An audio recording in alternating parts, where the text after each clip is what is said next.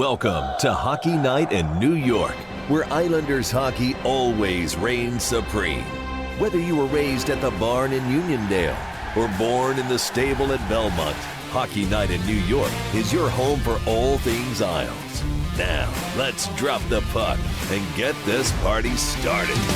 Ladies and gentlemen, it is Hockey Night in New York. Welcome to the program, everyone. It is Saturday, February 10th, 2024. Coming to you live from Florida Media in Rockville Center. Got a big post-game show coming up for you tonight. The Islanders game did not go the way everybody probably wanted. We're going to talk about that. We're going to talk about plenty of stuff. Islanders-Rangers, the 2023 calendar year did not see an Islander-Ranger game, but we're going to see the Stadium Series next week. Isles-Rangers at MetLife Stadium. That's going to be a lot of fun. We have Jonny Lazarus of Daily Faceoff join us, as well as Coach Ed and Little Ed from the Rangers Ed podcast to talk about the Rangers, talk about the Stadium Series, talk about the rivalry, big things coming up, big show. With me, as always, is Mr. Stefen Rosner. My name is Sean Cuthbert. Stefen Rosner, how are you? A little winded, running from UBS Arena. Yeah, what happened, buddy? You got to wait for quotes, then you got to wait to get responses, and then I realized I had to go. And we got here, though. We're good. We're here. We're underway. We got a great show coming up for you, so thank you so much for tuning in here at twitch.tv/HockeyNightNY, YouTube, Facebook, all over the place. Really appreciate that. So before we get started, I want to tell you all about our wonderful sponsors, starting with Blue Line Deli and Bagels. We are presented by Blue Line Deli and Bagels. Check them out at 719 West Jericho Turnpike in Huntington, 217 Carlton Avenue in East Islip. Check out the menu at BlueLineDeli.com. Also happy to be sponsored by Main Street Board Game Cafe. Find your crowd and unplug your game at 307 Main Street in Huntington Village. Also happy to be sponsored by Razor and Kniff, attorneys at law, ready to fight for you. Check them out at razorandkniff.com. That's RAISERANDKENNIFF.com. for a free consultation. And also happy to be sponsored by A1 VIP Entertainment, your one-stop entertainment concierge for sports, concerts, Broadway, and more. One call does it all at 516-787-0048. And if you're hanging out with us in the chat, make sure you get your questions in there for Questions Brewing. Say Questions Brewing and then your question. And we'll get to that later on. So, with all the pleasantries out of the way, Stefen, rough game today for the Islanders, but a better week all in all, obviously, for Patrick Roy's Isles. Now he's got 7 games under his belt. You have a great win against Toronto and Tampa that we'll talk about. But just talk about the week they had so far, and then we'll dive in. Yeah, you talk about the progression, and then the break happens, right? And they went 2-1 under Juan his first week. You thought the break's got to suck for them. No practices, can't build on what they did there. But then they come out of the break, 2 big wins, great practices. I mean, Juan really makes these practices like the game, something that they were missing, really, that intensity of practice under Lane. But you're seeing that progression now. You're seeing, again, we talked about it last week. Progression and execution are 2 different things. They were executing this week. Again, against the Flames, not so much.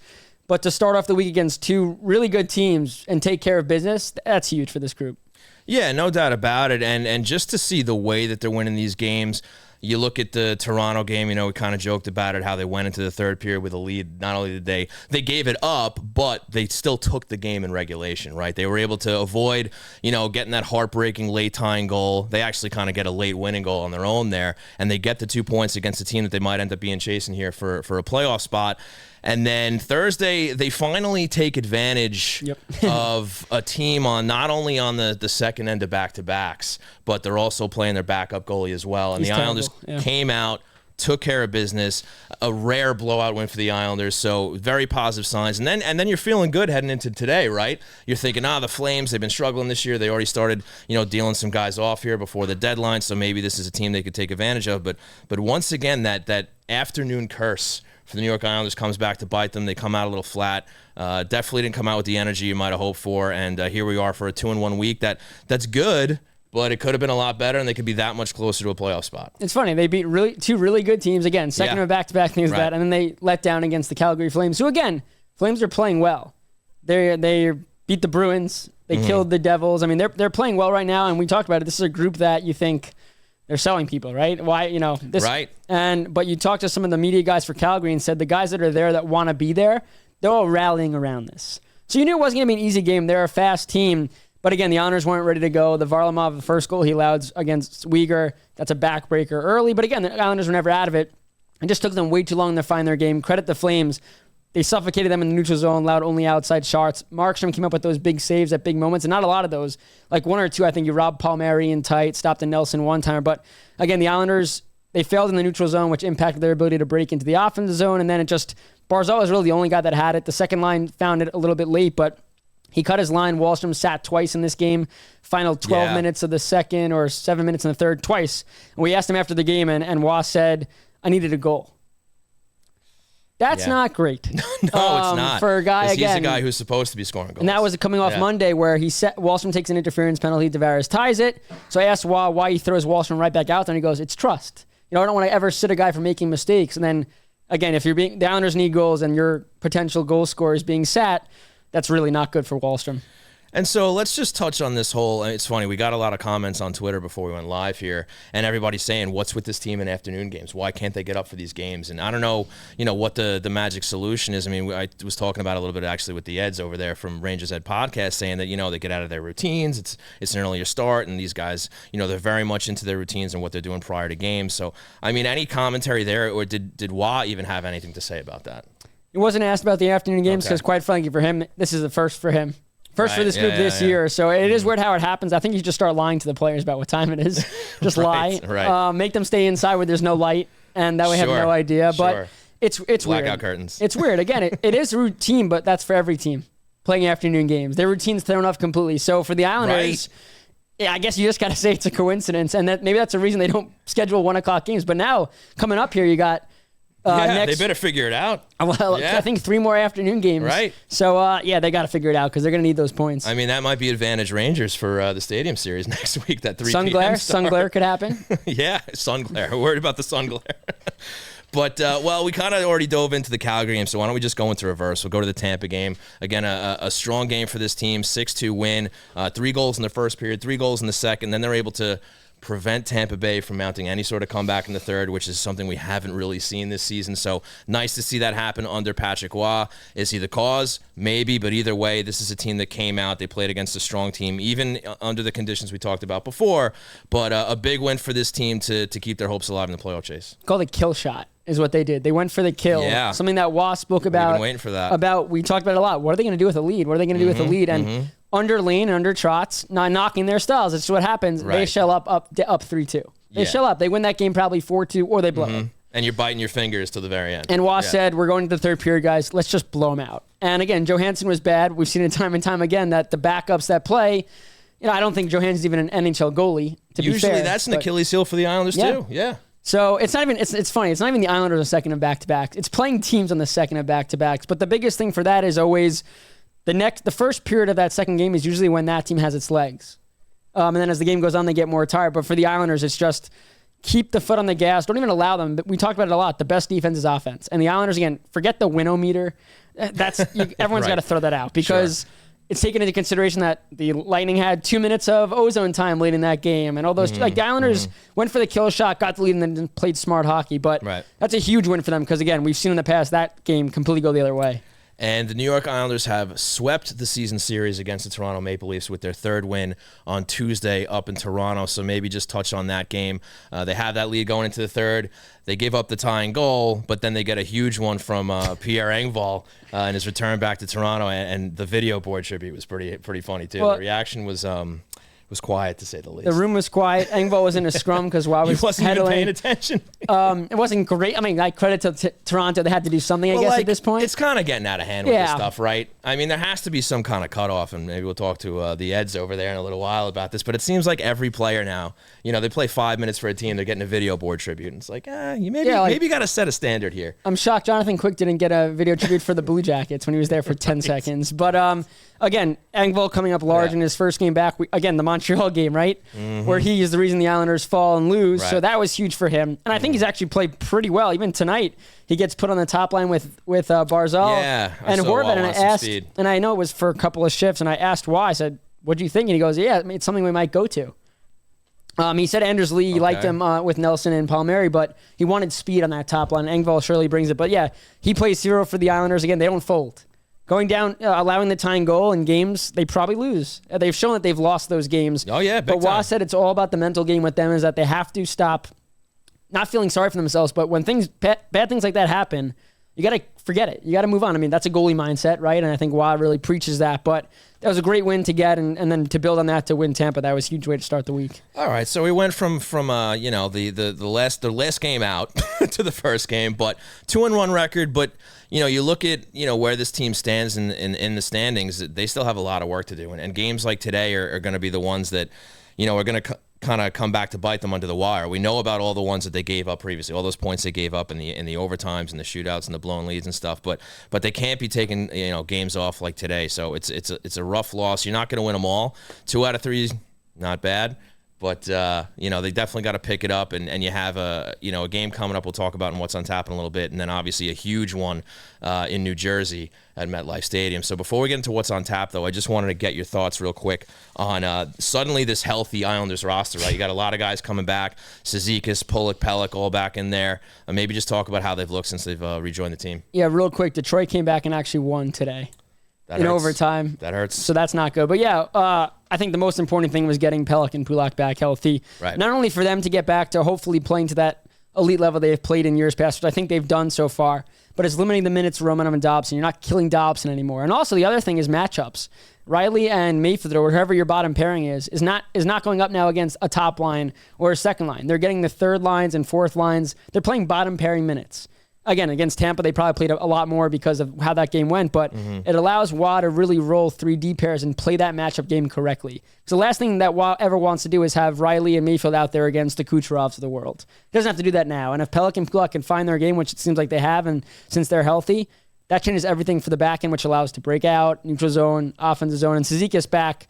Waugh is a big energy guy, and Waugh said having Cizikas on the bench brought so much energy. Everything that we've been saying about Waugh, Cizikas showed Waugh, and Waugh's loved every second of having Cizikas back. Yeah, it's great to see, and now hopefully they get a little bit of luck in that manner, just like keeping these guys healthy, because it just seems like the majority of the season there's always at least one guy out. You look at today, you have Romanov out with Aho in there, and that probably hurt things a little bit as well. Not to say that Aho had a poor game, but would have been nice to have that top pairing going with Romanov in there. So yeah, hopefully he comes back soon. They can stay healthy and really go on a push here. But obviously, they have a lot of work to do, still being a few points out, even on the wild card end and the third place end. Every time you say wild or you say Waugh beforehand, it's interesting. Okay. Yeah, I like it. Now that Waugh's in all of our vocabularies now, every word that has a little bit of that in there is Waugh. It took me a while to get used to. Waugh? Wow. Yeah. Stefen, it's great to have you here today. Yeah, I'm going to have it. Anyway, I was, it was surreal for me when Barry Trotz came in as the coach for the Islanders, and now, like, in a different way, just having Patrick Waugh, knowing that he's associated with the New York Islanders franchise, and he's standing behind that bench is just so strange to me, but I'll take it. But with that, why don't we go to What's on Tap? What's on Tap? It's time for What's on Tap, brought to you by A1 VIP Entertainment. That's right, folks. It's time for What's on Tap, brought to you by A1 VIP Entertainment. And just 2 games on the docket this week. We got Seattle coming in to UBS Arena on Tuesday. That'll be a tough one as well. That's one the Islanders got to take. Let's just face it here. And then they get 4 days off, and then they will be hosting the New York Strangers at MetLife Stadium in New Jersey. 3 p.m. start. Big game. We're going to have a lot of fun with that. We got plenty to say about that later in the show. But, only 2 games in the docket, but that's 4 points you got to take, right, Stefen? Yeah, and again, we talked about going to the Stadium Series a month ago. You could have thought, okay, it might not even matter. Right. It might not even matter. I mean, a month earlier, you're saying, wow, they could be fighting for the top of the division by the Stadium Series. That changed. Yeah. Then it was, wow, this game means absolutely nothing, to, wow, this game means a lot. Yeah. This could be huge for the Islanders. Win a game against the Rangers. Whoever wins that game, by the way, that's huge momentum. First off, and especially if the Islanders win in Seattle. To build on that, beat the Rangers outdoors, come back. And again, this is a stretch run for them. Rangers are in a much safer spot. If they lose that game, it's not going to probably kill them. But yeah, that's a huge game. But you got to take care of business first. They're probably all amped up for the outdoor game. But Seattle now becomes not a must-win. There's no such thing, I don't think, at this point. But Seattle's not as good of a team as the team that the Islanders are probably catching. And I think that the Islanders know how to beat them. They've beaten them before. I just think they got to play a lot smarter than they did when they played Seattle last time. They were in the box a lot. Right. Lost in a shootout, but had blown, I think, 2 third-period leads or, back in those times. But again, scoring first will be huge. The Kraken, Jordan Eberle, it's always fun to see him again, but that's one they got to take care of for sure, especially when they drop a game like they did today. Yeah, without a doubt. And the good news is that's a 7:30 start. That won't be 1, 2, or 3 p.m., so that's favorable for the New York Islanders. Wow, you're really leaning into that. Yeah. Okay, so Seattle Tuesday, big one there, but the biggest one is on Sunday. Stadium Series, MetLife Stadium, Islanders versus Rangers. The Rangers have the 1-0 lead so far in outdoor games between these two teams. About a decade ago, you had that at Yankee Stadium. That was back in the Thomas Vanek season. He was on the ice for that game. Nabokov was in goal. Yeah. Shout out, CeeLo Green. Was it CeeLo Green? CeeLo Green. Yeah, he was not well received for that game. Well, he messed up the words to National Anthem or God Bless America, and then he flipped us off. So, yeah, nice guy. Maybe that's why he's not back this year. Who's the band playing in between periods? AJR. AJR. I have no idea who that is. They're good. Not the Jonas They're not Brothers. the Jonas Brothers, No, but definitely they're not. also not What a CeeLo shame. Green. Yeah. Fair enough. But let's talk a little bit more about the Stadium Series game, because Hockey Night in New York, as well as the Rangers Ed podcast, their buddies over there, going to be hosting the big-time tailgate over there. You might have saw that on social media. So, folks, want you to come hang out with us. Got a lot going on there. $25 gets you unlimited food and beverages if you're walking up there, if you want to come hang out. We're going to have raffles, games, prizes, trivia, giveaways, all that great stuff. It's going to be a lot of fun. Cornhole, sauce toss, like I said, trivia, plenty of prizes and giveaways to give out.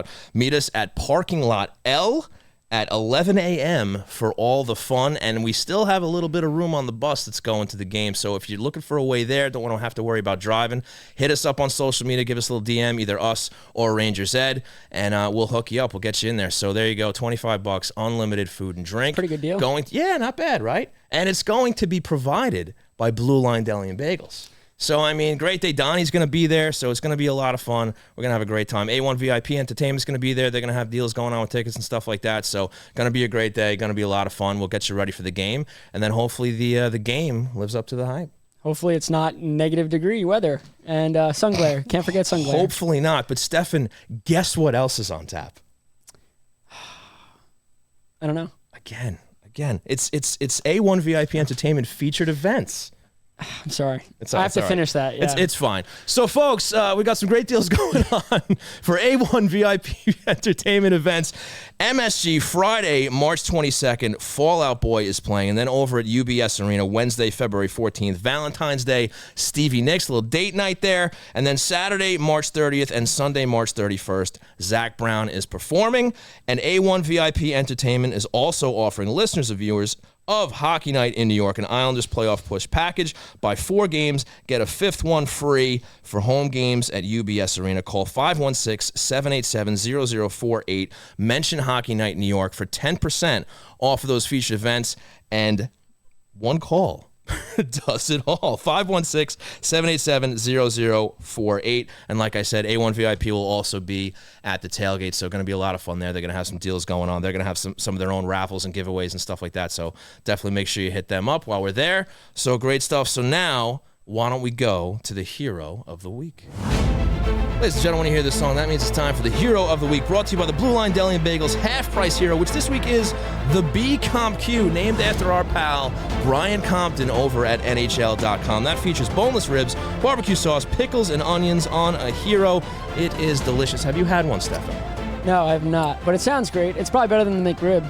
Yeah, absolutely. So, yeah, definitely check that out. Stop on into the Blue Line Deli and Bagels Huntington location for half off the B Comp Q. So, Stefen Rosner, who is your Hero of the Week? It's Ryan Pulock. I think you could arguably say it could be Adam Pelech, but you look at Pulock coming back, and he's looked like the guy he was in the playoffs last year. Again, missing 24 games, a lot of time off. Showed rust in the Sunday practice, but in Toronto, he looked like his old self again. I think the biggest thing, too, is that he's hitting the net.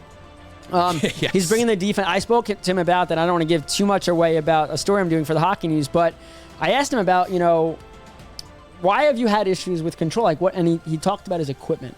He's had a really hard time finding the right stick. And at times he said that, each brand is lighter. Each brand feels different. He has, at times during his career, he's had a hard time finding the right stick. He's going with an old model now. So I'll have that more on that, but I think he's hitting the net. It's still composite though, right? It's not wood. Yeah, it's not wood. It actually, just want to know how old. Yeah, it doesn't even have a curve. Talking Christian here, Locoho. Yeah, when he said old, it could be like 2 years ago, a year ago. Sure. He actually couldn't even remember what stick it was. Okay. But you saw him hit the post and in against Toronto, Tampa, and just again, everything he's doing is on net. He said he's not taking anything off the shot. But more importantly, he's there for Pelech. I think at times this year, Pelech has struggled to carry a deep pairing line, especially when Pulock was out. And Pulock being back provides that support for Pelech. It's not Pelech trying to carry Anaho or whoever he has to carry there. And I think Pulak's been a blessing for Pelech and also for the Islanders. Like I said before, having a healthy D pair, especially getting an elite guy back, is so big for what the Islanders want to do in Waz's system. For sure. And now we'll go to my hero, which I went off the board a little bit. I went with Kyle McLean. All right. Big goal in that game against Toronto. They were down 1-0. Mitch Marner put up that 1-0 goal. You have McLean coming out of the box there, and just a well-opportune time goal there on the breakaway, his first goal of his career. And just also, you've been talking about how well he's performed, over these past couple of shows and your articles on the Hockey News, is just how he definitely plugged in well while Cizikas was out. And I think, as you've also said, is that this is a guy who will be an option as a center pivot if and when somebody else goes down. So it looks like he might have a future with this team, even in a bottom six role. But I also like the way he performed. I thought that goal was great. And I thought, that was huge for them just to get that win. Because if he doesn't come out of that box and score that goal, that game could have went another way. So little tip of the hat to Kyle Kirk McLean. Yeah, again, we've talked about it, this whole nepotism thing with McLean. You can't fake it to the NHL, and then you get to the NHL, and everyone's saying, oh, he's not playing that well. It's because you didn't notice him because he was doing the right things. It's a basic game that he has to play. North-south, get the puck deep, fill lanes, hit, forecheck. That's it. And he did that. And I talked to Clutterbuck about him, and I said, obviously no one could replicate what Cizikas does. And he said that McLean did a great job. He goes, this is a lesson for a lot of young kids. There's a lot of kids that can't be the Barzals of the world. And if you work hard and grind, there's always a spot for you. And that was a tip of the hat to McLean about that. He came in. He's not a flashy player. I mean, that was a nice goal he scored there. But he did the bottom six role to a T that he's by far going to be their next call-up if the bottom six guy gets hurt. But also he could play the wing, which does a lot as well. So I think for Kyle, it's a great first NHL stint. He'll be back for sure. I think so. So there you have it, folks. There's your nominees for the Hero of the Week, Ryan Pulock and Kyle McLean. Remember, stop on in to the Blue Line Deli and Bagels Huntington location. Get half off the B Comp Q. So with that, folks, we're going to take a quick break. But before we do, I'm going to tell you all about Main Street Board Game Cafe in Huntington Village on Long Island's North Shore. Games for sale and for open play. Food and drink, beer and wine, fun and friends. Bring the magic of phones down, eyes up, tabletop board games to your family. Our staff will help you find the right game from old favorites to the hottest new releases. We have everything from strategic to easy party games. Get off your screens for a night your family will remember.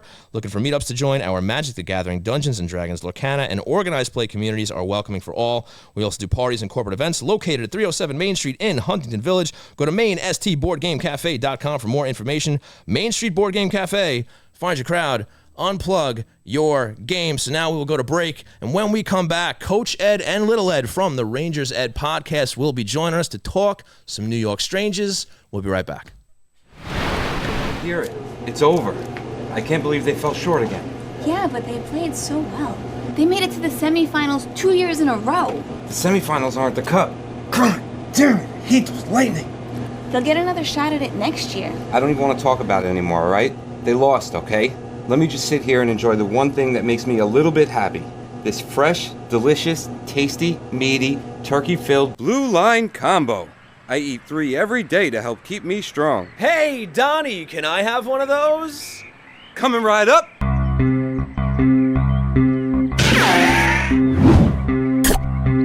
Talk about a blast from the Blue Line. Blue Line Deli and Bagels. Our goal is to make you a hero.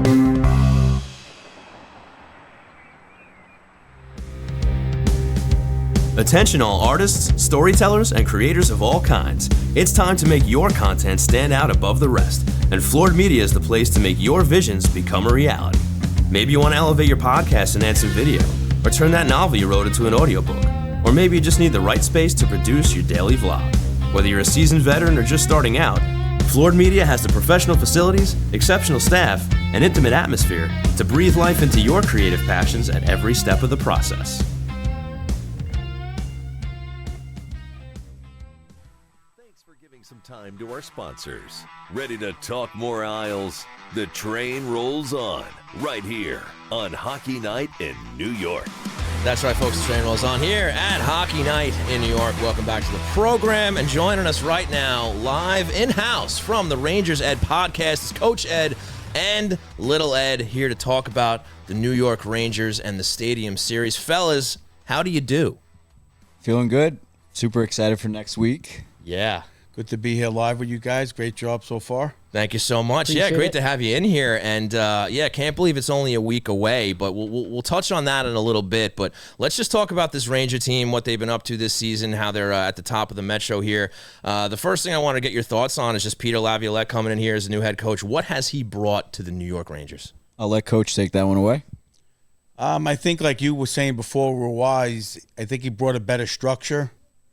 And he's big, high on the compete level in practice to bring that into games, which I'm a big fan of. I try to get our kids to push it during practice so it brings into a game and not fooling around. Not that the other coaches are letting them fool around, but it's a different level of competition. And, I questioned Lane Lambert on our preview season, and, you guys wanted to give him another chance. I just didn't see the life in the team whenever I watched the Islanders play. He got the chance. It didn't do well. Yeah. It didn't go well. I'm saying I didn't see it last year, so Yeah. it was a little confusing to me. But we'll see how long they last for a while, though, because that yelling and stuff only goes so far with pros. So we'll see how long it lasts. Maybe he'll calm it down once he gets them going, but we'll keep an eye on that. Okay. All right. So you're happy with the hire. You like Laviolette back there. Maybe how does he compare to who was there before?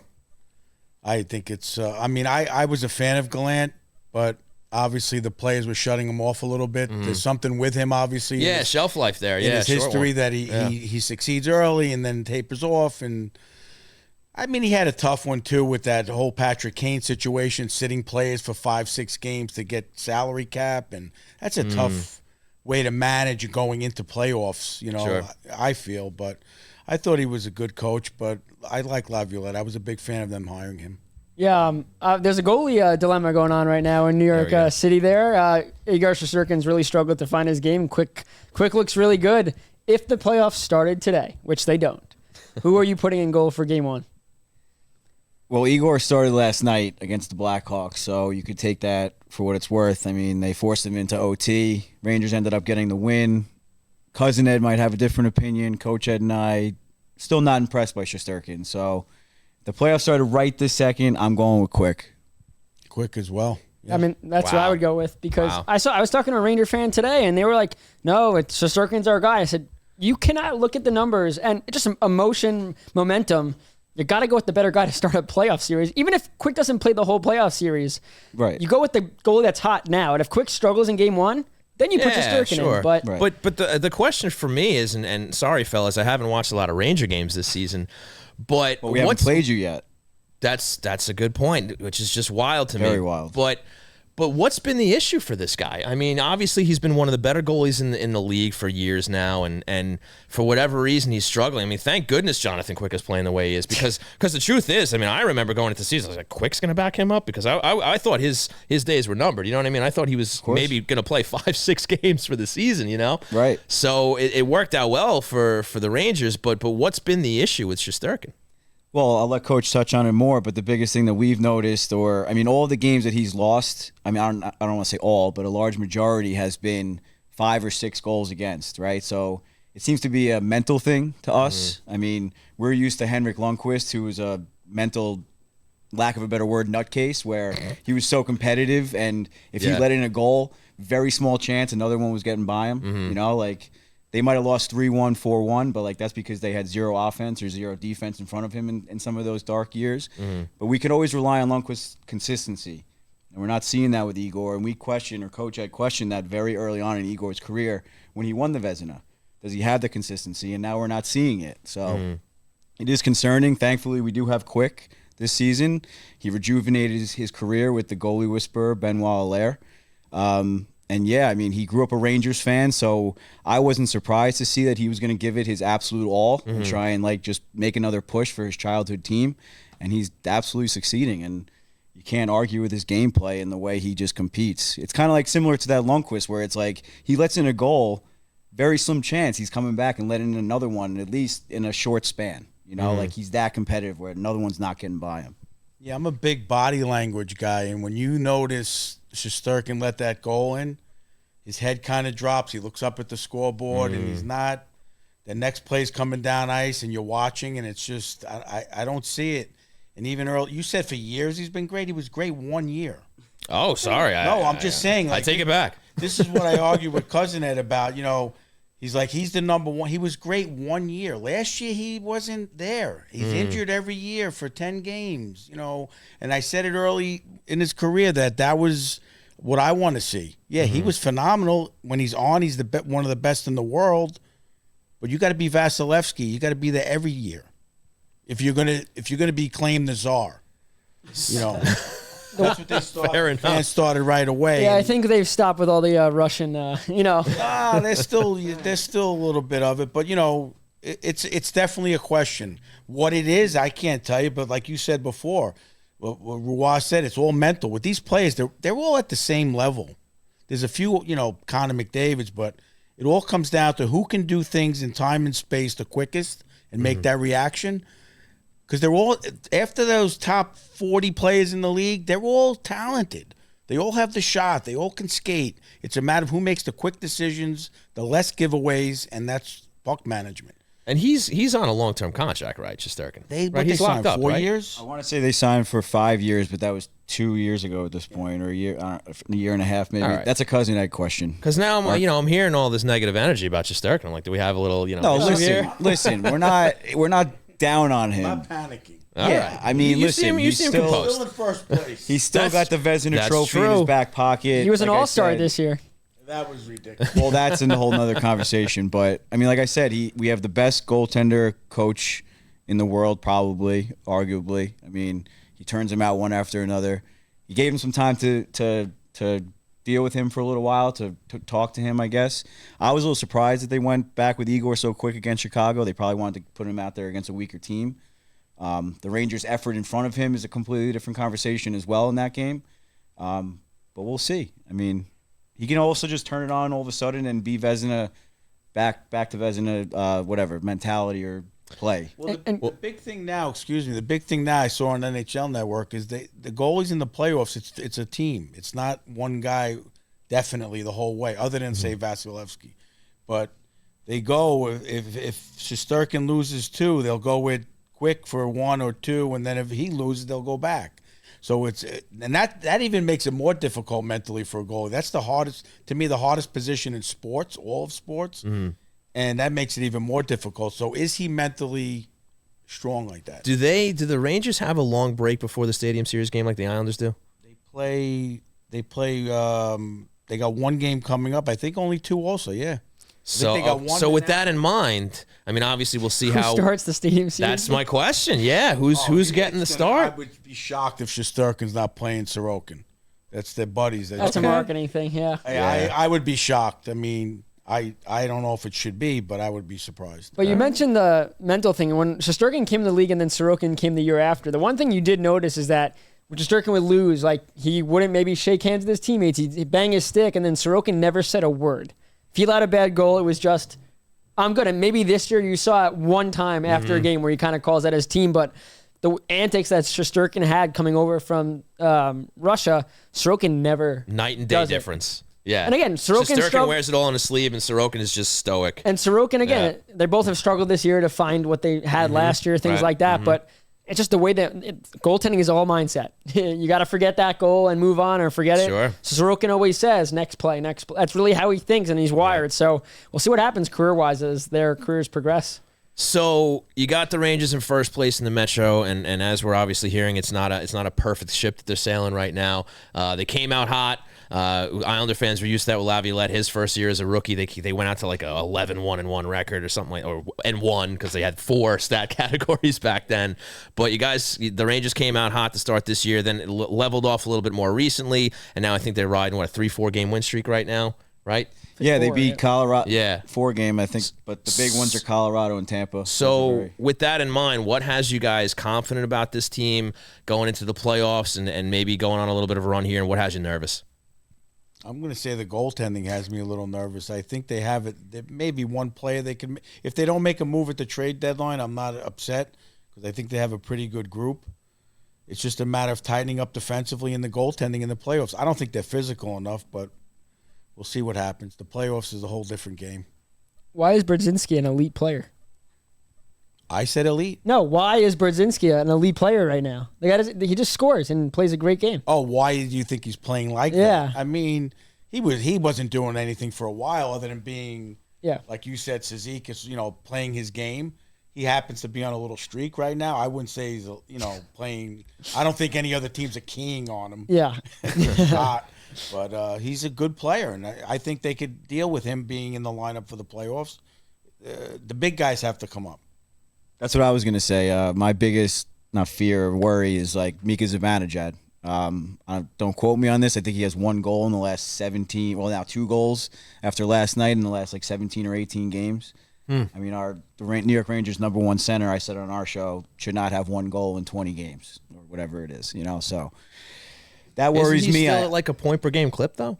What? He's at 50. Yeah. No, I mean he's definitely still throwing up the assists. I mean he's got his power play points, but we're used to him. He should be scoring. He has the talent to be a 40-goal scorer.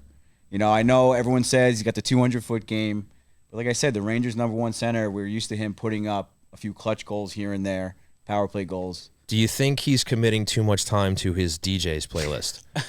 No. Well, we joke around on our show. He did have a baby girl, or his wife had a baby girl over the summer, and a similar situation with Shesterkin too. So I think there might be a decline because Interesting. Usually with the Isles, when an Islander has a kid, like they get dad power and then they go on a run. Yeah, I mean, doesn't really seem like the trend with the Rangers. I mean, Trouba just had a kid as well, so we'll see how he projects or where he goes, trajects, whatever. Yeah, I think my biggest worry would be the 5-on-5 goals or offense production. Okay, for sure. It's been a major issue this year with them. Their 5-on-5 production has been pretty low for a team that has a lot of offensive power. Yeah, I mean, we're used to that. Everyone always says we rely on our power play mostly. I mean, that's no secret. But at the same time, that's a huge part of the game. I mean, the league does give out a decent amount of power plays in the playoffs. Is it as much as the regular season? No. Right. But they do call it, and it's part of the game. I mean, to have a good power play, you need to have a good power play to win the Stanley Cup. 1,000%. Yeah. And make the playoffs. Unless you're Boston. That 1 year. Yeah. So they're getting it done on the special teams. So, fellas, you obviously heard my spiel about the Stadium Series earlier. Why don't we talk a little bit about that? You guys are excited about it. Talk about what we have in store for the tailgate before the game and just the event itself. I know you guys threw yourselves a tailgate at the Yankee Stadium game.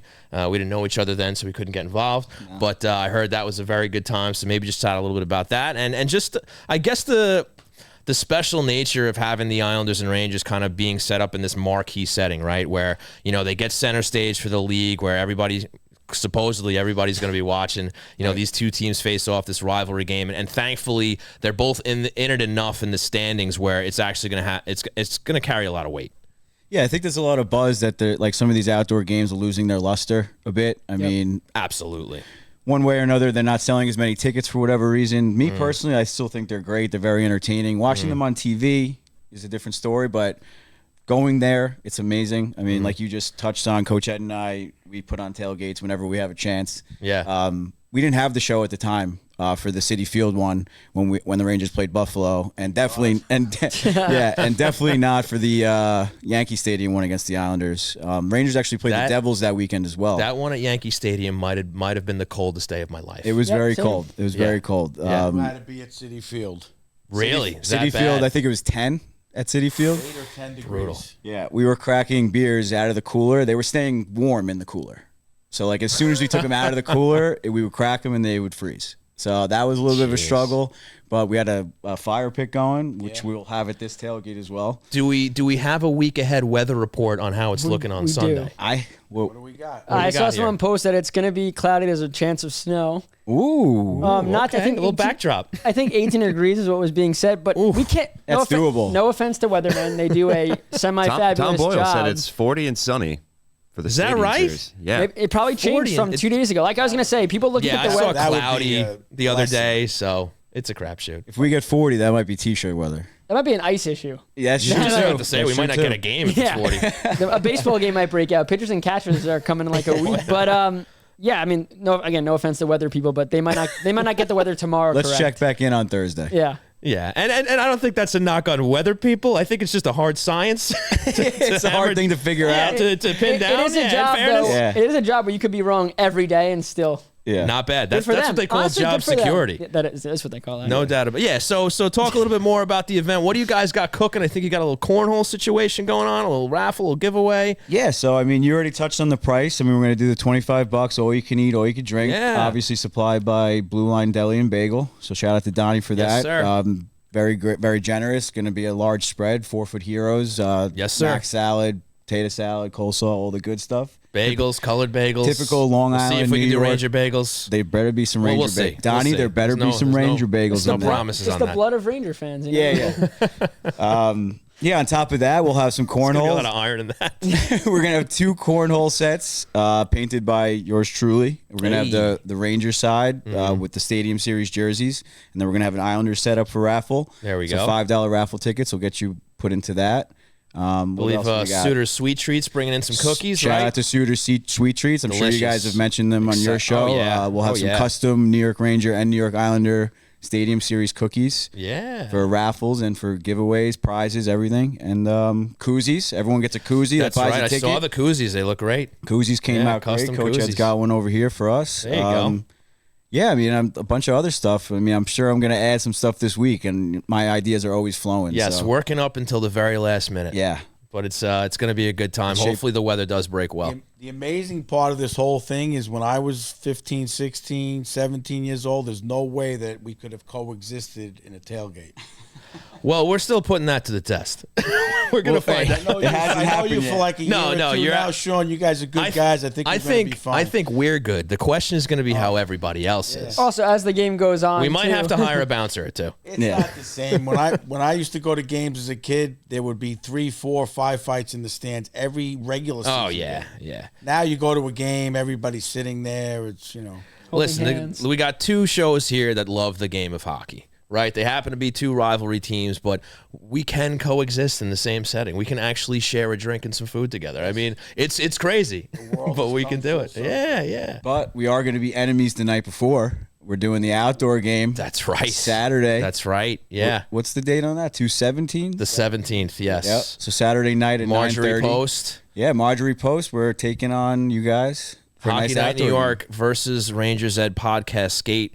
Actually, if any of you guys skate out there and you're in the area, we could still use a few jerseys to be filled. So if you're interested in playing some hockey on Saturday night, the night before the Stadium Series game, what's the puck drop there? 9:30, Marjorie Post Park. There you go. So you can hit up Rangers Ed. You can hit up Hockey Night New York on social. If you're looking to skate a little bit, get involved in a game, we're going to hit that off the night before the Stadium Series. Yeah, so we'll be enemies Saturday night, back to friends Sunday morning. Right, Sunday enemies afternoon. Enemies again at 3 o'clock, Yeah. and then friends again for the bus ride home. Yeah, Then the bus enemies. ride home is going to be the real test. That's going to be the test. That's going to be the After real test. A lot of unlimited food and drink tickets being sold. I think that's going to be the true test. Yeah. As long as the But, driver's not the one getting the unlimited drinks, you're good. Yeah, I'm sure he'll be I fine. got 2 questions before you Oh. let us go. Yeah. What do you guys think of the jerseys? Battle of the hashtags, you know? Battle of the hashtags. I like the Ranger one. Islander one's different in person, like Sean and I saw. It's so much better in person. Yeah. But I do like the Ranger one as well. If maybe an extra line on the sleeves, or maybe too many lines. But again, for the experience, for it to be outdoor, they need the big lettering so people could see it. I don't mind them. I guess we'll see. I want to see also how the setup is with the pants and the socks, and the helmets. That changes everything. Yeah. I think the full uniforms are going to look great. I actually love the way the colors pop on the Islanders jersey. I know a lot of people gripe about the aisles instead of having a logo there or something like that. But I saw them at the game the other night, and there's already people that have them. They're wearing them in the stands, and I thought they looked sharp. 90% of them today, or Islander fans today, were wearing them. So you saw all these complaints about it, right? But people have come around. They're buying them, and look, the Islanders over the course of history have done a lot worse when it comes to jerseys. So I think they actually did pretty well here. And as far as the Ranger one was, I gave a little jab when they first came out. It looks like they just took the sleeves of their their blue jerseys and just stapled them to a T-shirt, a white T-shirt. Yeah, and then the NYR going down. But I'm curious to see how those full uniforms look too. Yeah. But and I'm sure they'll both look good on the ice. And look, it's another way to get sales, right? It's another excuse to make a jersey and put them out there. But I mean, look, they don't look like some of the more atrocious things I've seen in the past. So, For sure. Yeah, I'm cool with them. So what do you think is going on with now you have a double whammy, afternoon game outside. Uh-huh. Oh, for the a lot of Islanders? variables here. Yeah. Listen, we already know the Islanders are 0-1 in these circumstances, right? But that was a night Rangers game. are undefeated, by the way. Yeah, I'm a little That's scared. crazy. Now it's leaning the other Henrik way. Lundqvist is undefeated outdoors, so let's see if Igor. So I was going to say nothing to do with Igor. Yeah. If Igor blows that for Lundqvist, I'm going to be upset. So the Yankee game was at night, the one at Yankee Stadium.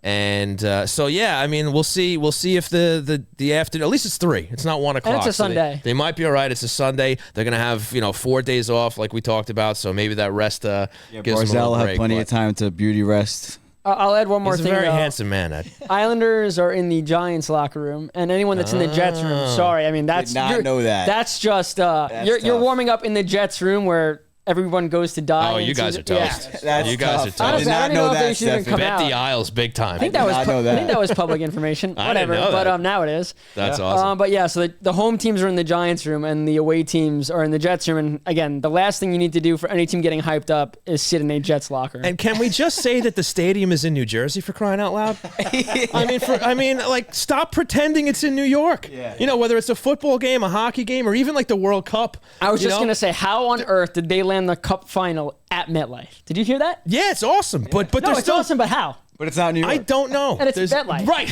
But they're saying, it's going to be in New York. No, it's not. it's People not. can It's in stay New in It New is York. clearly across state borders. Like imagine being a New Jersey resident and just seeing how like the rest of like all these professional sports leagues are so ashamed of that state that they're not even willing to admit that it's in the state of New Jersey, that it's in New York. To be fair, though, the Devils are playing the Flyers, which is it's good for all teams to get there. Yeah. But yeah, again, New York. It's not Yeah. New York. But they don't even say the Battle of New Jersey. They say the Battle of the Turnpike.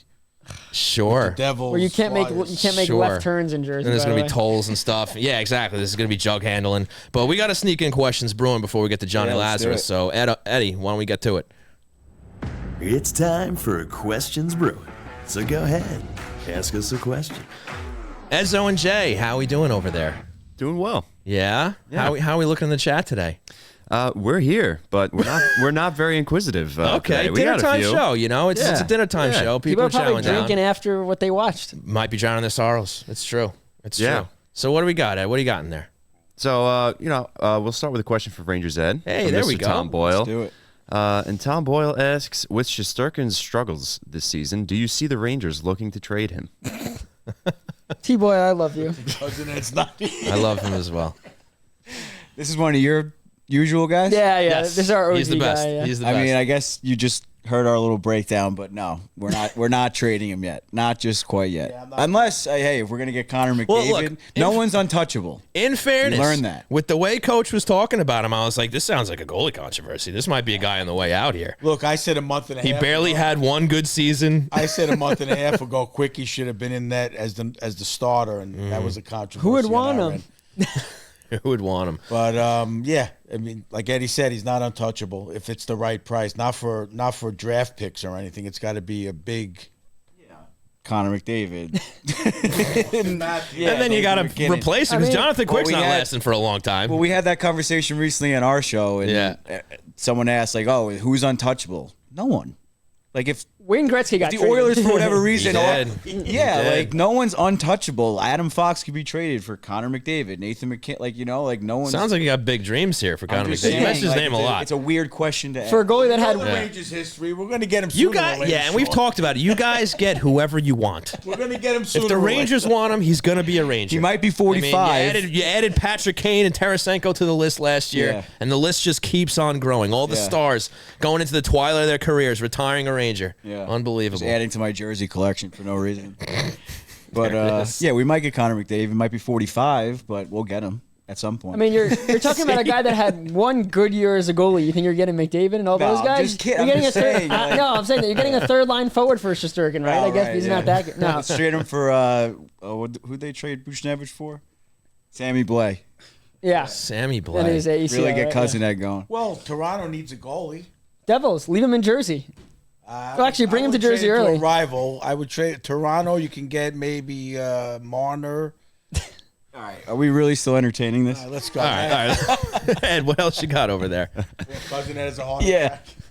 We got Goza 1877 on YouTube. Gaz. Oh, it's Goza? Gaz. Just call him Gaz. Yeah. Gaz. Okay. Well, he asks, what is your score prediction for the Islanders versus Rangers Stadium Series game? I like that. So I guess we'll start with the Eds. The last podcast. I'll start here. I'm gonna go surprise. I'm gonna go 4-2 Isles for the Stadium Series game on Sunday. I'm saying it's going to be a reverse of the one at Yankee Stadium. It's going to be 2-1 Islanders. Okay, low-scoring game. Right, huh? Yeah. Okay. I'm going to go with a high-scoring game, too. I'm going to side with Sean. I'm going to say 5-3 Rangers. Okay. My first gut was 3-1 Rangers. It's just so strange, right? That the guys who host the Rangers podcast both pick the Rangers, and the guys who host the Islanders podcast It's bizarre. both pick the Islanders. Very I do strange. remember Coach predicting the right score of a game last That's year. right. He did. He nailed it. It was like 5-3. That was at Lost Farm. That was at Lost. That was when we did the live show and with the live viewing and Yes. like did in between periods, and Coach was spot not on. only called the winner, he called the score. So if you are a betting man or woman out there, 5-3 Rangers might be the way to go. Yeah, I think it was 5-3 last year too. Honestly, so, yeah. or 5-2, 5-3. Yeah, right. Empty netter, and that's what happened. Yeah. Lucky. All right. Sneak one or two more in that. Sure, we'll go with Mr. Tom Boyle again. With the Islanders' playoff hopes fading fast, do you see the Islanders selling off their UFAs? I mean, fading fast in terms of It's what? a slow burn. It's a slow burn. For me, it's a slow burn. They're not selling unless they are completely out of it. If they are within, I would say, 6 points of a playoff spot, not saying they're buying, they'd probably stand pat, but I can't see any situation unless they're completely out of it and someone on the team asks to leave, that loser's going to ship bodies out. Yeah, I think they got to really just free fall here, and I don't think that's going to happen under Patrick Roy. The shine isn't wearing off on Patrick Roy for a while, hopefully, and I think this team is going to be in a lot of games. Whether they're banking points every night or not remains to be seen. But I think he's going to have them competing. And also, I'm not really sold on all the teams that they're competing with for a playoff spot. I don't think anybody's really going to run away with those spots. And the Flyers might fall out, and the Islanders I think that's a matter of time. Detroit's playing pretty well right now, but I don't know if that's going to last. Tampa, we saw them the other night. I'm not sold on them. So I think there's avenues for this team to get in, whether it's via a wild card spot or even that third spot in the Metro. So if they're going to sell, it's going to come down to the wire, where they're going to be, somewhere between 5 to 10 points out, and Lou's going to be like, all right, what do I do here? You know what I mean? So didn't they barely sneak into one of the Eastern Conference final runs? Yeah, they got him because of point percentage.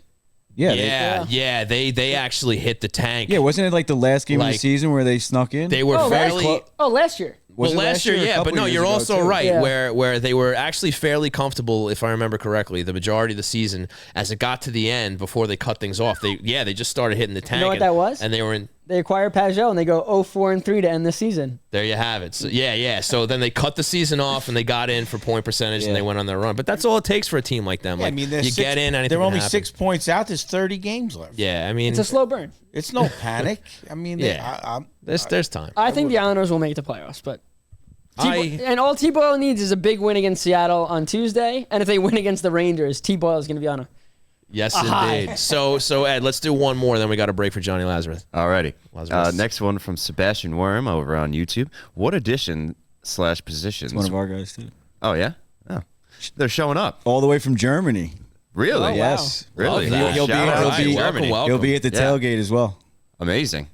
So he asks, what additions/positions would be good fits for both teams at the trade deadline? You guys can start this off.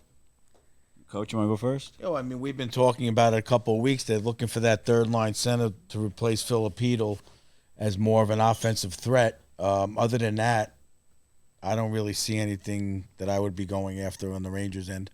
Yeah, definitely don't look out for any of the flashy names at the Rangers or that have been floating around the Rangers. I think Drury, that kind of news, just they put that out on purpose. I think Drury's going to look to add like some of those key pieces like he added 2 years ago with Kopp and Vetrano. So it's not going to be a no-name player, but it's going to be someone that you weren't really, not like a top like trade board piece. It's going to be someone that you weren't really expecting to be traded. I've been pretty consistent with it. I still think, as much as Riley's been solid, if they go get a guy, another defenseman, lock him up long-term, a nice young guy, and you have Romanov Dobson for the future, Pelech Pulak signed until I think 2028-29, Mayfield's on a 7-year deal. Get that final piece for a legit 5 or 6 year window with the same defense going forward. I think the dream ad would be Chikrin. Probably going to be tough to get him, but you got to go like that. Young guy, multi-year deal, you're good. That being said, with what Wah said about Wahlstrom today, kind of changes things. So you thought, okay, maybe Wahlstrom runs with it as a third line right winger, but if you're not going to put a goal scorer out there when you need goals, kind of useless. Right. So maybe a guy like a Duclair, someone that played for the Rangers, to bring speed to that line. I think that would be a guy there that they could definitely add for sure. Yeah, and I more or less agree with Stefen, and also to save time, I'm going to agree with him as well.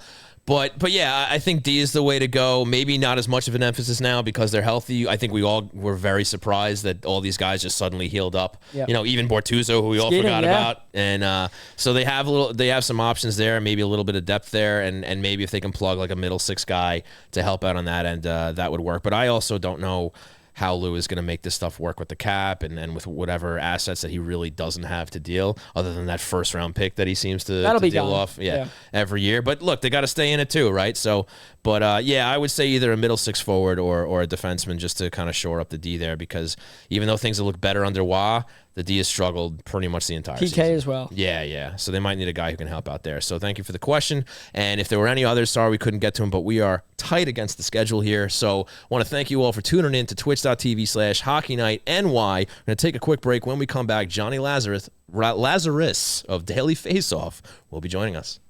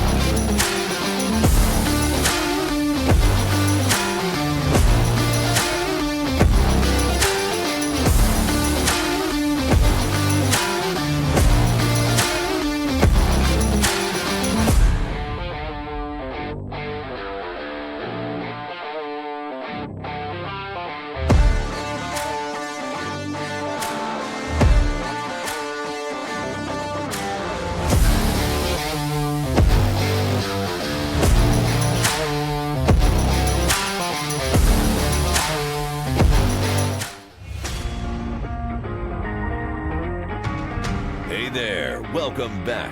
We missed you too. Now kick up your feet and settle back in to Hockey Night in New York. Welcome back to the program, ladies and gentlemen. You are watching Hockey Night in New York, and joining us right now is Jonny Lazarus of the Daily Faceoff. Johnny, thanks so much for joining us. How you doing? Thank you guys for having me. And Stefen, I apologize for the 10th time for not coming into the studio in person. Needed the day of rest and recovery, so I appreciate you guys letting me join from the computer here. No, I appreciate it. And Laz, I guess I'll start things off here for sure. You're at the All-Star events. Just take me through how that experience was, maybe some cool guys you spoke to, and just how much fun it was really just to be around that kind of atmosphere. I mean, you know it from Nashville, the draft. These things are a work hard, play hard weekend. Got there on Wednesday night. I think I was out till at least 2 a.m. every night, and then, getting up at 8 a.m. to do a show. So it's pretty exhausting, and that's why I needed this day to just take a nap, honestly. It's been running gun for 10 days. But yeah, it was really cool. There was a private Bieber concert that I went to where all the players were. I'll tell you a funny story. Matt Barzal and Willie Nylander are actually right behind me at the bar. And Barzal screamed at the bartender, "Do you know who this guy is? Get him a drink." It was pretty funny with Willie Nylander right next to him. I didn't really talk to many Islanders there, or I guess the only Islander there. But I did pick Barzal to win the skills competition, and the passing, really kind of was a bummer there because I thought he had it, honestly. And then I played in that 3-on-3 creator game on Saturday, and that was a blast. Being around a lot of people who I've, watched their content for a couple of years, never met them in person, and to, play in that kind of setting at Nathan Phillips Square with honestly a way bigger turnout that I think anyone could have expected. There were a lot of fans there, which is really cool. But yeah, man, it was a great weekend. Got to see and meet a lot of cool people, and really grateful that the NHL had me out and the Daily Faceoff as well. Yeah, and we had talked obviously at the Islander game about it, but you grew up with the McLeans and playing hockey, and you got to see Kyle again for the first time in quite a while. I know you guys got a little hug going there, but just what do you see from him in his NHL debut. I know you got to watch, not live obviously, but you saw his first NHL goal. We were texting back. Just, how cool is that to see a guy that you knew, live out the dream? Well, I didn't see it live. I just got a text from you in all caps. Ew, gross. Your boy McLean scored his first goal or something like that. And I didn't grow up with him. We just played together. I think he's like a 99 or 2000 birth year. I played with his brother, JC, for the New Jersey Rockets my senior year of high school. And Kyle was, I think just a part of the younger like U16 team. I think that was with the organization. And there was one weekend where Kyle got called up and like played with the U18 team. So I was playing U18 and juniors. So we played a lot of hockey that year. And, there were a lot of nights where we stayed at the McLean house because we had games in Jersey and whatnot. But yeah, it was just, Kyle was my lineman, I think, for like one of those weekends. But it's really cool just seeing, a kid like that who I only really remember him as like a, 15, 16-year-old kid. I've never really hung out with him as a man or as an adult. So, it was cool to see him in that setting. And honestly, cool that he like remembered me, obviously, because, we only had a couple weekends together, nothing too crazy, but obviously a really special moment for him, his dad, his family. And, what a really cool thing that you don't really see happen in sports a lot. A father coaching his son, he scores his first goal. Like it's just like a great scripted kind of moment, That's awesome. So Jonny, let's talk a little New York Rangers here. I wanted to ask you about the development of guys like Lafreniere and Kakko. Obviously, some high-end draft picks there. Haven't gotten off to the starts that they wanted. Now they're a little longer into their careers here.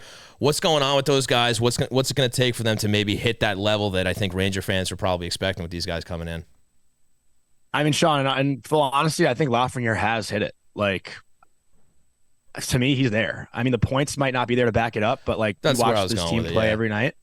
What's up? That's where I was going with it more on the points end. Yeah. The points aren't there to back it up for Lafreniere, but almost positive he leads the team right now in 5-on-5, like expected goals and whatnot. Like he's creating chances for himself. He's creating for his teammates. He's become a really good playmaker. It's just the finishing that is off. Like, this guy could at least have 20 goals by now with the amount of chances he gets. I mean, he is, you're seeing why he was number one overall pick this year with how he's playing, especially, on a line with Panarin and Trocheck. Those three have clicked remarkably this year. With Kakko, it's just been a completely different story. And it's wild because the whole narrative in the preseason was the complete opposite. Kakko looked insanely confident. He looked like he was ready for a breakout year. Lafreniere, I mean, there was an article written about Lafreniere looking like he was on a 10-day tryout. Like he was getting shredded during training camp for how he looked physically. And the season starts, Lafreniere scores the first goal of the year, and everything just trends in an opposite direction where, Kakko has a rough go, can't get going, can't get producing, and then has a really gruesome injury. And obviously that's a setback for him. Then he, comes back from injury, scores a goal in his second game, but hasn't been able to find that rhythm. And, he's talked about it openly. Like it's a lot for a hockey player to find their confidence and to keep that confidence. And when things aren't really going your way and they haven't really gone your way to this point of your career, it's hard to channel what you once were. Kakko was drafted 5 years ago already. Like he was, a number 2 overall pick after being a dominant player in the world for his age. And he hasn't really been that since joining the NHL. And it's hard to flip that switch and try to create a new identity for yourself. Whereas now he's looked at as a third liner in this organization. And that's probably what he'll be looked at until he gets traded or until he signs somewhere else. Like, once you have that identity somewhere, it's hard to really change that. And, with Lafreniere, he was able to do it this year because he's had the production to back it up, but Kakko just hasn't been able, for whatever reason, to find the score sheet. And, hopefully for him, it can turn around. I think right now it's actually been somewhat beneficial because the Rangers needed more depth. They need strength on their third line. So it's a good fit for him. But, I definitely believe that if he ended up somewhere else, like let's say Anaheim, which has been thrown around like that, he could be a top 6 forward that puts up points. I think maybe a guy like that just needs a fresh start. And we've all seen it. We've watched hockey long enough where sometimes a fresh start is good for anyone. So, for whatever reason, the trajectory has been the way it is. And they're still very impactful players, just in different ways. I was going to say, too, with Kakko is every team needs shut down. Like he's very strong away from the puck in the corners, things like that. And you look at every Stanley Cup winning team, they need one of those guys. And sometimes they get drafted high. Like I'm not saying Holmstrom and Kakko are the same players, but Holmstrom gets drafted in the first round, supposed to be a scorer, gets developed, becomes this defensive third line guy. And sure, when they drafted him, they didn't think he's going to be a defensive player, but he's been a key piece for the Islanders' third line. And if at some point, if they win a cup or if the Rangers win a cup, Kakko's plays away from the puck, the hits, the forechecking, things like that. You need that to win. But, Johnny, I wanted to ask you goaltending controversy if you think there is one. But the season ended today. Playoffs started tomorrow. Who are you starting in goal if you're the coach? All right, so I talked about this today. We recorded a Blue Crew pod today. And, I mean, there's no denying the fact that I'm way more confident with Jonathan Quick in goal right now. I think anyone who's watched this team has to say that. Playoffs starting today, I'm starting Jonathan Quick probably. I think that's the right answer for where we are in time right now. Do I think that will be the case 30 games from now? Probably not. But again, like I think everyone is making this a much bigger deal than what it is. You saw two teams go to the Stanley Cup final last year. The goalies that finished the Stanley Cup final did not start the playoffs. Alex Lyon, Laurent Brossoit, obviously for Vegas there was injuries and that's why it turned out that way. But like even the Pittsburgh Penguins teams, like Marc-Andre Fleury started the playoffs, Matt Murray finished it. Like it's not a problem. It's a good thing to have two goalies that you can rely upon. I mean, listen, obviously, is Igor Shesterkin playing well? Like, not necessarily. I don't blame him for last night. Those 3 goals were entirely on the defense for not boxing out in front of the net. I don't think Quick makes those saves either. But, right now, I think anyone who watches this team has to, you have to be honest with yourselves and say, Jonathan Quick right now gives us the best chance to win. And if the playoffs started today, that's who you go with. It's not an ego thing. It's not a contract thing. It's not a political thing. It's who gives us the best chance to win tonight. And right now, in my mind, that's Jonathan Quick. It's not an ego thing. It's an Igor thing. Continue, Sean. That was good. Stefen, you're getting out of here soon, right? I hope. Yeah, I need to go to sleep. So, Johnny, why, do you disagree? No, you that was the correct answer, by the way. Congratulations. Oh, absolutely. You win $1 million. 100%. Yeah. No, Stefen has just been on a roll with the puns today for one reason or another. But Johnny, let me say something to you guys quick because this week is going to be huge for this goalie controversy because we talked about it today. I think you got to start Igor Shesterkin on Monday against Calgary at a conference game. Let him find that confidence. But thinking back to 2012. Peter Laviolette started Sergei Bobrovsky over Ilya Bryzgalov in the Winter Classic, Rangers-Flyers. And I wonder if that decision from 10, 12 years ago will linger this year because, Bobrovsky, I think that year played like 26 games or something like that. And right now, if you start Quick or Igor in that outdoor game, like you're sending a message that this is our guy, right? Like that's the biggest game of the regular season that I could think of on the calendar. And both goalies want that start. So it's going to be a big decision on him with that, whichever guy he goes with. But I think that's going to send a pretty big message. Like I said today, I think if Quick starts that outdoor game, like what's that going to do to Shesterkin's mental, right? Yeah. Like that sends a message somehow, I think. Sure, and I get it. You have to win games is the point. The NHL would take Laviolette out back because the Igor versus Ilya thing is going to be marketed like crazy. And if he goes to Quick, they're not going to be happy. Again, they got to do what they got to do to win. And if the Rangers were in the Islanders' spot in the standings where Quick's playing on fire and they're climbing up the playoff race, then it's much different with the Rangers having the lead. But they're texting Laviolette going, "You better, if you do, I swear to God, if you do that." Look, I get the marketing point of it, but look, let's say if what is it, Calgary? You said, Johnny, that they're playing before the Stadium Series Calgary game? Monday and Montreal Thursday, 2 extremely winnable games where you probably should throw Shesterkin in to find his confidence. Yeah, so if he lays an egg in one or both of those games, you can't start him on Sunday. I'm saying go to Quick. I just think it would not be. They wouldn't be happy, but they don't. At that point, you got to win games. Doesn't matter. Look, Laviolette's going to decide who it is. But look, barring a collapse by a big collapse by Shesterkin in one or two of these games, I think you're going to see him on Sunday. But Johnny, I wanted to add one thing though, Stefen, because you talk about storyline. Jonathan Quick is still a good storyline. He grew up in this area. He grew up a New York Giants fan. Like I think that's still a really cool thing for him to experience as well, right? Like it's not like it's I think it'd be a cool story if he were to beat Sorokin at MetLife Stadium growing up a Giant fan. I think that's like a good story as well. So I don't know which one's better, honestly. I think it's more about Ilya than about it's Ilya versus Igor. They went. You need your story. You need your story, not ours. Do the backup goalies usually get like custom masks and pads, or is it usually just? Yeah, I think everybody does. Yeah. Yeah. Okay. All right. So maybe either way, we see some fancy gear when they get out there. But Johnny, just to go back to the Rangers here for a second, first in the Metro, one of the top teams in this league. What or who has been the driving force for this team's success this season? Well, I mean, I think that one's obvious. It's got to be Artemi Panarin, right? Like he's been the bus driver all year. And it's interesting because like point prediction before the season started, I said 88 points for Panarin. I was like, you know what?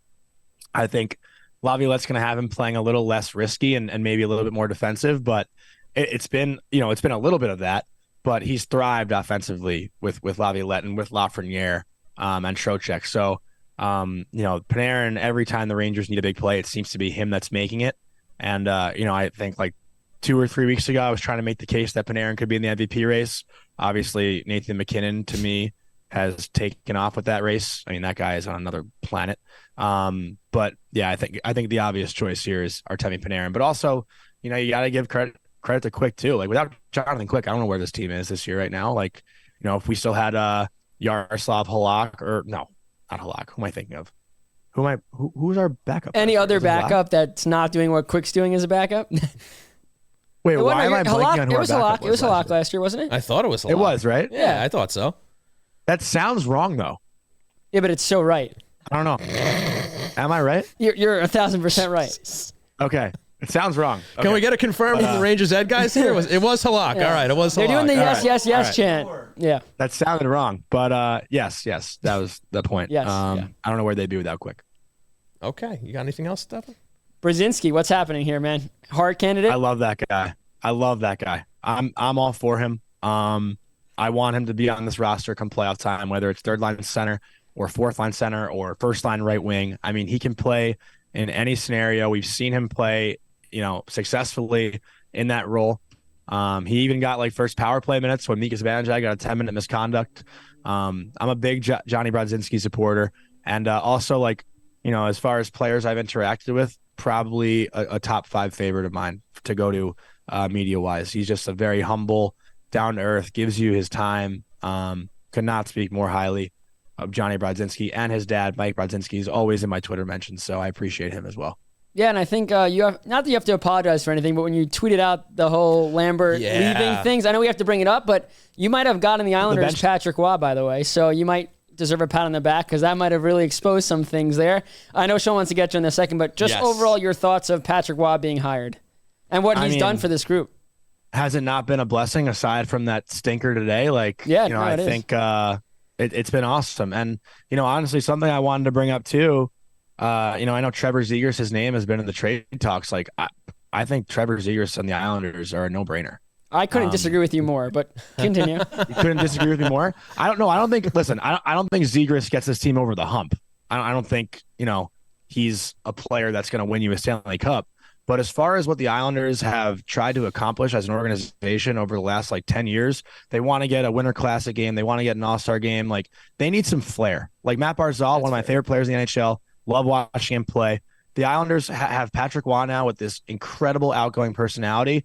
That needs to show in his players. And who's a better guy that can bring that out than a kid like Trevor Zegras? I think just to make the Islanders, to get them away from this narrative that they're boring, that they're not fun, they're not exciting, to bring in a guy like that who is a skilled player, he brings you, positivity on the ice, but also makes you just a cooler, more fun organization off the ice. Listen, I'm not saying, and the Islanders could bring in one player. They're not one player away from winning the Stanley Cup. They're not. So, obviously you bring in Zegras, you bring in more people, but I just think for the organization as a whole, for what they want to do and the respect they want to get around the league, it's a no-brainer for me. I don't know how much longer Lou Lamoriello is going to be a GM, but I know he's not making a trade for Flair for the New York Islanders. I'll tell Laz why he's wrong later, but continue, Sean. He's young too. He's young. He's a young, skilled forward also. 22 years old. Well, the last one I'll leave you with before we go, we're up against it here. But another thing I think you got a little heat for was, I think I saw out there you referred to the New York Rangers as the Rags, and there was a little controversy over that. I didn't know the origin from it. I just thought it was a shortened nickname. I didn't know that Devils fans made it up to kind of shit on Rangers fans or Rangers. I've been calling them the Rags my whole life. Honestly. That's so makes a lot of sense. Because I never Islander fans have been calling them the Rags. To me, it was calling the Yankees the Yanks. I never thought anything of it. Wow. And apparently Laz also can't have his name on the back of his jersey because nobody does that. What's that about? Honestly, I kind of agree with that kid, Rat Martin. I would never go to the store and buy my own name A custom, like, you know. No, like, the NHL did a great thing for the media guys and the content creators, and they played a game outside, so they gave them their jersey with their name and their number on the back. Nice. It was really cool. And well, just, that's a lot different from going to the shop and saying, "Hey, I want Cuthbert on the back of my jersey." Like, I wouldn't do that. No, either, so I would never do that. Yeah, I would never do that. The kid Rat Martin, I'll like even shout him out, whatever. He'll get his 15 seconds of fame, but like he chirped me, and I thought it was a great chirp. Like, I'm all for that. Like what was it? Like, you should be sent to jail if you go to a store and put your name on a jersey. Like, I think that was a great chirp. Oh my God, Laz in jail. And then like, yeah, I would last a second. I don't think many of us would, to be fair. I would not. Yeah, that was all good fun though. I'm all for that. All right. So you made it past it. The Ranger fans, they still like you. You haven't lost the love. No, I think Ranger fans hate me more than anyone else. But I will touch on the leaving the bench thing. Like, I saw that clip, and I think the caption on it was like, the Islanders left after the thing. So after the empty net goal. So I just posted the video with, like, obviously no context. Yeah. So with no context, and I was like, did the Islanders really leave the bench? Like what a bad look. Like, I was kind of asking the question, but also like definitely putting out a little bit of a spin on it. Yeah. But like Thomas Hickey replied within like 5 minutes, and I like retweet. So here's my thing. People get mad at me when I give an opinion and I'm wrong and I don't delete the tweet. I think that's such a coward thing to do. Like, if you're wrong about something, to delete it. So I just let it sit. Like, so people were like commenting on it, like, why does this guy still have this up? Like, he's creating false narrative. I was like, am I supposed to delete it if I sound like an idiot? Like, I'll own that I sound like an idiot. Like, what the hell am I supposed to do? I appreciate that. You own it. Yeah. I agree. Yeah, I agree. I own everything that if I delete a tweet, it's only because someone specifically asked me to, not because I felt insecure about it. Okay. Well, Jonny Lazarus is not insecure. We're learning a lot today. About some things I am, but definitely, well, Johnny, Twitter is the stupidest thing. I'd love to keep going with you, man, but we got to cut it out here. But Johnny, really appreciate the time. Thanks a lot for hanging with us, and hope to have you on down the road. Yeah, thank you, Sean. Thank you, Steph. And next time, I promise we'll do it in person. Very good. I'll see you on Sunday. Thank God I didn't go to that game today. All right, Johnny. All right, folks, that was Jonny Lazarus of the Daily Faceoff of NHL. Does a great job. Check out his content. And with that, we got to roll out of here. But before we do, I do have to tell you about our friends over at Isles Fix. Islanders Country, get your daily fix of Isles news, highlights, and analysis by subscribing to Isles Fix, the only Monday through Friday Islanders newsletter sent directly to your inbox. Sign up for free or become a paid subscriber for added benefits at islesfix.substack.com. And with that out of the way, Ed, you can cue the closing music. All right, folks, want to thank you all for tuning in here at twitch.tv/HockeyNightNY and YouTube and Facebook and Twitter, all over the place. Big thanks to Coach Ed and Little Ed over at Rangers Ed Podcast for not only jumping on the show, but hanging out with us here in the studio at Floored Media. And, of course, a big thanks to Jonny Lazarus over at Daily Faceoff NHL. And he hosts a couple of pods, too, right? Yeah, Blue Crew Pod. There you go. So, Jonny Lazarus, thanks a lot. And, of course, a huge thanks to our great and wonderful sponsors, starting with Blue Line Deli and Bagels, located at 719 West Jericho Turnpike in Huntington, 217 Carlton Avenue in East Islip. Check out the menu or order ahead at BlueLineDeli.com. Also, big thanks to Main Street Board Game Cafe, located at 307 Main Street in Huntington Village. Find out how to unplug your game at MainSTBoardGameCafe.com. Also, a big thanks to Razor and Kniff Attorneys at law, ready to fight for you. Nobody likes going to court, but if you have to, check them out. They're ready to fight for you at razorandkniff.com or call 516-742-7600 for a free consultation. And a big thanks to A1 VIP Entertainment, your one-stop entertainment concierge for sports,